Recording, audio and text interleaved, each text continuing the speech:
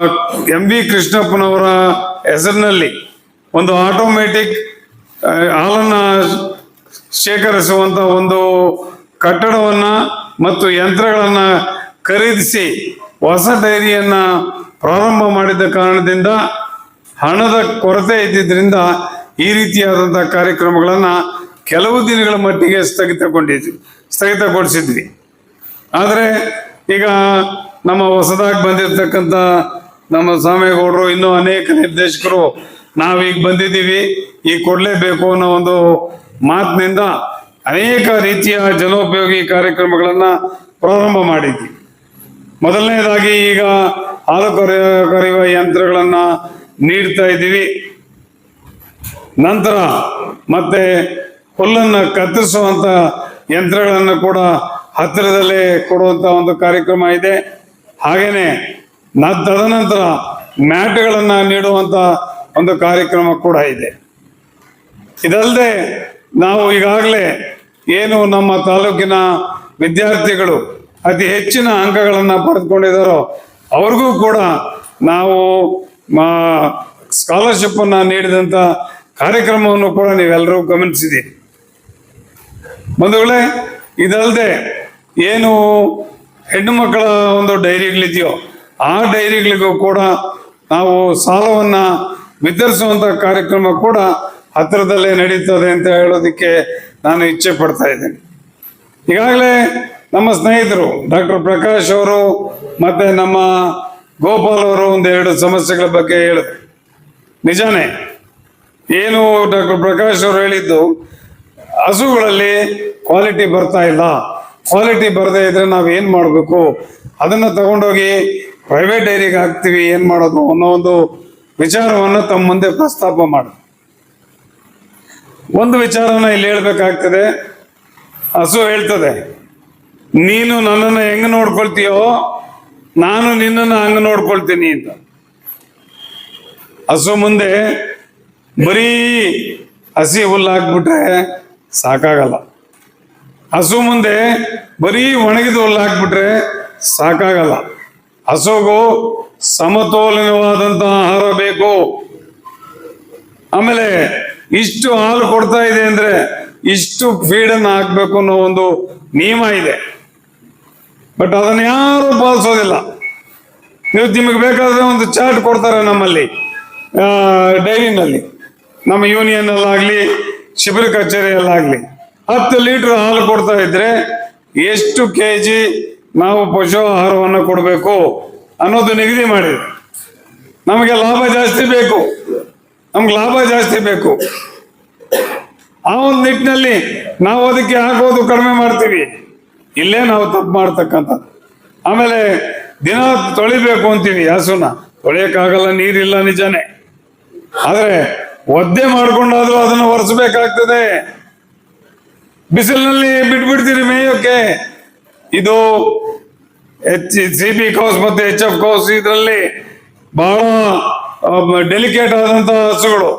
ಇವುಗಳನ್ನ ನೀವು ಬಿಸಿಲಿನಲ್ಲಿ ಬಿಟ್ಬಿಟ್ಟು ಮೇಯ್ಕೊಂಡು ಬಾ ಅಂದ್ಬಿಟ್ರೆ ನಿಮಗೆ ಅದು ಕ್ವಾಲಿಟಿ ಕೊಡೋದಿಲ್ಲ. ನೀವು ಹಸುವನ್ನ ಅದರಲ್ಲಿ ನೀವು ಒಂದು ಬಟ್ಟೆಯನ್ನು ಒದ್ದೆ ಮಾಡಿಕೊಂಡು ಅದನ್ನು ಒರೆಸಬೇಕಾಗ್ತದೆ.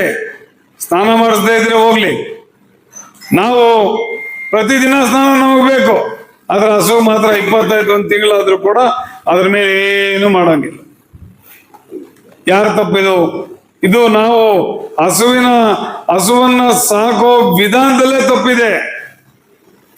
ನಾವು ಸಾಕೋ ವಿಧಾನದಲ್ಲಿ ತಪ್ಪಿದೆ. ಹಸುವನ್ನ ಎಷ್ಟು ಜೋಪಾನವಾಗಿ ನೋಡ್ಕೊಂಡ್ರೆ ಅಷ್ಟು ಜೋಪಾನವಾಗಿ ಅದು ನಮ್ಮನ್ನು ನೋಡ್ಕೊಳ್ಳುತ್ತೆ. ನಾವು ಅದನ್ನ ಏನೋ ಒಂದು ಕಟ್ಟಾಕೋದು, ಹುಲ್ಲು ಅದ್ರ ಮುಂದೆ ಹಾಕ್ಬಿಡೋದು, ಇಷ್ಟು ಮಾತ್ರ ಮಾಡ್ತೀವಿ. ನಾವು ಗಮನ ಅದಕ್ಕೆ ಕೊಡ್ಬೇಕಾಗ್ತದೆ. ಮತ್ತೆ ಕಾಲ ಕಾಲಕ್ಕೆ ಪಶು ವೈದ್ಯಾಧಿಕಾರಿಗಳಿಂದ ಅದನ್ನ ಚೆಕಪ್ ಮಾಡಿಸಿ ಅದರ ಆರೋಗ್ಯ ಸ್ಥಿತಿ ಬಗ್ಗೆ ಒಂದು ಬುಕ್ ಇಡಬೇಕಾಗ್ತದೆ. ಎಷ್ಟು ಜನ ಬುಕ್ಗಳು ಇಟ್ಟಿದ್ದೀರಿ? ಕೈ ಎತ್ತಿ. ಎಷ್ಟು ಜನ ಬುಕ್ ಇಟ್ಟಿದ್ದೀರಿ? ಕೈ ಎತ್ತಿ. ಆ ಹಸುವಿನ ಆರೋಗ್ಯ ಎಷ್ಟು ಹಲ್ಲು ಹಾಕಿದೆ, ಅದರ ರಕ್ತದ ಇದೇನು, ಮತ್ತೆ ಅದಕ್ಕೆ ತಾಯಿಗೆ ಏನು ಕಾಯಿಲೆ ಇತ್ತು, ಏನು ಕಾಯಿಲೆಗಳು ಬರ್ತವೆ, ಇದನ್ನೆಲ್ಲ ಇಡಬೇಕಾಗ್ತದೆ. ಯಾಕೆಂದ್ರೆ ಇದು ವೈಜ್ಞಾನಿಕವಾಗಿ ನಾವು ವೈಜ್ಞಾನಿಕವಾಗಿ ಹಸುವನ್ನ ಮೇಯಿಸ್ತಕ್ಕಂತ ವಿಧಾನ, ವೈಜ್ಞಾನಿಕವಾಗಿ ನಾವು ಹಸುವನ್ನ ಮೇಯಿಸುವಂತ ವಿಧಾನ ಇದು. ಎಷ್ಟು ಹಾಲು ಕೊಡ್ತಾ ಇದೆ, ಅದಕ್ಕೆ ಎಷ್ಟು ನಾವು ಪಶುಹಾರ ಕೊಡಬೇಕು, ಮತ್ತೆ ಕಾಲಕ್ಕೆ ಅದಕ್ಕೆ ಏನು ಇಂಜೆಕ್ಷನ್ಸ್ ಕೊಡಬೇಕು, ಯಾವುದು ಕಡಿಮೆ ಇದೆ ಅದರಲ್ಲಿ, ಐರನ್ ಅಂಶ ಕಡಿಮೆ ಇದೆಯಾ, ರಕ್ತದ ಸರಿ ಹೋಗುತ್ತೆ ಅನ್ನೋದು ನೀವು ಹೇಳ್ತೀರಷ್ಟೇನೆ. ಅದನ್ನ ಸರಿಯಾಗಿ ನೋಡಿದ್ರೆ ಇನ್ನೂ ಹಾಲು ಜಾಸ್ತಿ ಕೊಡುತ್ತೆ. ನೀವು ಹೇಳೋದು ನನಗೆ ಗೊತ್ತಿದೆ, ನಾನು ರೈತನೇ. ನೀವು ಅದನ್ನ ಮಾಡೋ ರೀತಿನಲ್ಲಿ ಮಾಡಿದ್ರೆ ಅದು ಹಾಲನ್ನ ಜಾಸ್ತಿ ಕೊಡುತ್ತೆ.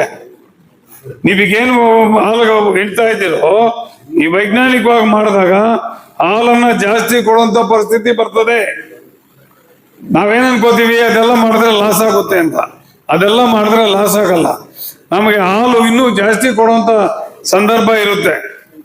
ಮತ್ತೆ ನಿಮಗೆ ಮತ್ತೆ ಏನು ಕರು ನಿಮಗೆ ಕೊಡ್ತದೋ ಕೂತ್ಕೊಳ್ಳಿ, ಆಮೇಲೆ ಮಾತಾಡೋ ಕೂತ್ಕೊಳ್ಳಿ.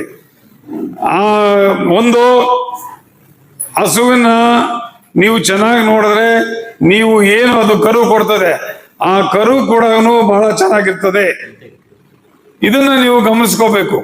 ಯಾಕೆ ಹೇಳ್ತಾ ಇದ್ದೀನಿ ಅಂದ್ರೆ, ನಾವು ಲಕ್ಷಾಂತರ ರೂಪಾಯಿ ಬಂಡವಾಳ ಅದ್ರ ಮೇಲೆ ಹಾಕಿದಾಗ ನಾವು ಚೆನ್ನಾಗಿ ನೋಡ್ಕೊಂಡ್ರೆ ನಮ್ಗೆ ಲಾಭ ಆಗ್ತಕ್ಕದ್ದು. ಇದನ್ನ ನೀವೆಲ್ಲ ಗಮನಿಸ್ಬೇಕು. ಜೊತೆಗೆ ಏನು ನಮ್ಮ ಗೋಪಾಲ್ ಅವರು ಹೇಳಿದ್ರು, ಪ್ರೈವೇಟ್ ಡೈರಿ ಅವರು ವಿಚಾರವಾಗಿ ನಾವು ಈಗಾಗಲೇ DC ಅವರನ್ನ ನಮ್ಮ ಆಡಳಿತ ಮಂಡಳಿ ಇದಕ್ಕೆ ಕರೆಸಿ DC ಅವರಿಗೆ ನಾವು ಒಂದು ಅರ್ಜಿನೂ ಕೂಡ ಕೊಟ್ಟಿದ್ದೀವಿ.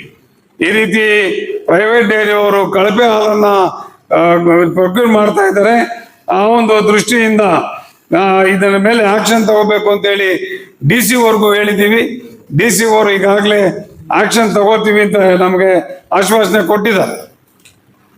ತದನಂತರ ರೇಟ್ ಬಗ್ಗೆ ನಮಗೂ ಕೂಡ ರೇಟನ್ನ ಜಾಸ್ತಿ ಮಾಡಬೇಕು ಅನ್ನೋ ಒಂದು ವಿಚಾರದಲ್ಲಿ ನಾವು ಕೂಡ ಸಹಮತ ಇದೆ. ಆದ್ರೆ ರೇಟನ್ನ ರೈಸ್ ಮಾಡ್ತಕ್ಕಂಥ ಒಂದು ಶಕ್ತಿ ಇರೋದು ಸರ್ಕಾರಕ್ಕೆ. ಅದರಿಂದ ನಾವು ನಿರ್ದೇಶಕರೆಲ್ಲ ಈಗಾಗಲೇ ತೀರ್ಮಾನ ಮಾಡಿದ್ದೀವಿ. 19ನೇ ತಾರೀಕು ನಮ್ಮ ತಾಲೂಕಿನಿಂದ ಸುಮಾರು 500 ಜನ, ಎಲ್ಲ ತಾಲೂಕುಗಳಿಂದಾನು 500 ಜನ, 5,000 ಜನ ಸೇರಿ DC ಅವರಿಗೆ ನಾವು ಒಂದು ಮನವಿನ ಕೊಡಬೇಕು. ಮಿನಿಮಮ್ 10 ರೂಪಾಯಿ ರೇಟನ್ನ ಜಾಸ್ತಿ ಮಾಡಬೇಕು ಅನ್ನೋದ್ರ ಬಗ್ಗೆ ನಾವು ಈಗಾಗಲೇ ತೀರ್ಮಾನ ಮಾಡಿದ್ದೀವಿ. 19ನೇ ತಾರೀಕು ದಯವಿಟ್ಟು ತಾವೆಲ್ಲ ಕೂಡ ಬರಬೇಕಾಗ್ತದೆ. ಒಂದೊಂದು ಸಂಘದಿಂದ 5-5 ಜನ ಕರ್ಕೊಂಡ್ಬರ್ಬೇಕಾಗ್ತದೆ. ಇಲ್ಲಿಂದಾನೇ ಹೋಗೋಣ. ನಾವು ಎಲ್ಲ ಕೂಡ ಈಗಾಗಲೇ ನಮ್ಮ ಕಾರ್ಯದರ್ಶಿಗಳು ಕೂಡ ಮತ್ತೆ ನಾಳೆ ಮೀಟಿಂಗ್ ಕರಿ ಅಂತ ಹೇಳ್ತೀನಿ. ಕರೆದುಬಿಟ್ಟು ನಾವು ಒತ್ತಾಯ ಮಾಡೋಣ. ನಾನು ಶಾಸಕರಲ್ಲಿ ಕೂಡ ಮನವಿ ಮಾಡಿದ್ದೀನಿ, ಈ ಒಂದು ವಿಚಾರವನ್ನ ನೀವು ಅಸೆಂಬ್ಲಿನಲ್ಲಿ ಕೂಡ ರೈಸ್ ಮಾಡಿ 10 ರೂಪಾಯಿ ಜಾಸ್ತಿ ಮಾಡೋದಕ್ಕೆ ಅನುವು ಮಾಡಿಕೊಡ್ಬೇಕು ಅಂತ ಶಾಸಕರಲ್ಲಿ ಕೂಡ ಮನವಿ ಮಾಡಿದ್ದೀನಿ. ಹಾಗಾಗಿ ಏನು ಈ ಉದ್ದಿಮೆ ಇದೆ, ಇದು ಬಹಳ ಒಳ್ಳೆಯ ಒಂದು ಉದ್ದಿಮೆ. ಈ ಉದ್ದಿಮೆಯನ್ನ ಮುಂದೆ ಚೆನ್ನಾಗಿ ತಗೊಂಡು ಹೋಗ್ಬೇಕು ಅಂತ ಹೇಳ್ತಾ ನನ್ನ 2 ಮಾತನ್ನ ಮುಗಿಸ್ತಾ ಇದ್ದೀನಿ. ಜೈ ಹಿಂದ್, ಜೈ ಕರ್ನಾಟಕ.